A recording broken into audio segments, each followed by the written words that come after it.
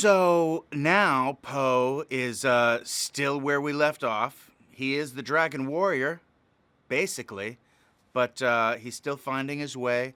He hasn't really gotten comfortable with like the teacher-student relationship that he's become the teacher. The student has become the teacher, except that he's not really mature enough to fill those shoes. He's no Shifu, let's be honest.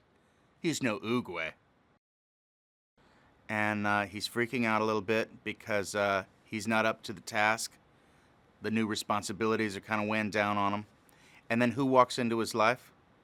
His biological father.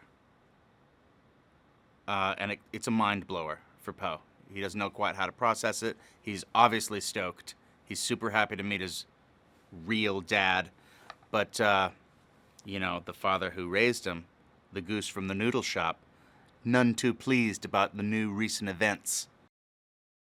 This new Panda village is kind of a Shangri-La. It's like a lost city in the hills with mist and the mystical hidden powers of a Panda village. And really, it's mostly just an emotional, high point for Poe to meet his people. Finally, his whole life, he's had no other pandas. He's always been a fish out of water, and now suddenly he's thrust into this situation where he's surrounded by the love of his own people. So it's kind of an awesome emotional journey for Poe. So we got everybody back from the first two movies with regard to the cast. We got all of the Furious Five, and now we got J.K. Simmons to play the evil Kai, the supervillain.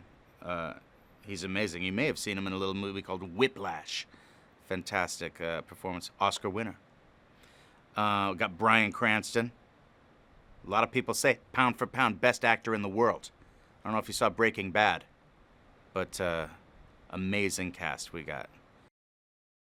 When I was just first starting out in the industry, that's kind of how I see Poe, as just like a young, innocent lover of kung fu. My love was for rock and acting, but similar situation. This is the movie where Poe meets his biological father, and there's a struggle between his two dads for who's his real dad, and this is the movie where Poe really becomes the Dragon Warrior, where he fulfills his destiny and comes into his own. Yeah, on seeing and meeting his biological father, this whole world opens up in his mind, where the possibilities of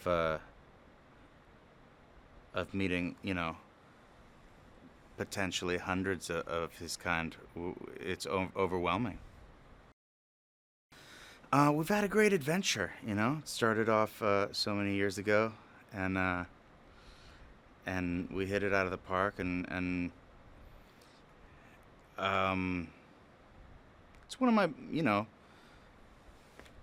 favorite things in my career is having Kung Fu Panda under my belt. It's one of my proudest moments when I saw the first one and the second one to replicate the success, and it's exciting, be part of a big Hollywood shebang. Well, ideally, you want your third part in a trilogy to be the great finale of an arc. You want the beginning, middle, and end. So the big finish. You want to save your best for last. Your best villain, your best showdown, your best emotional growth. And I think we've done it. I think it's the best of the three.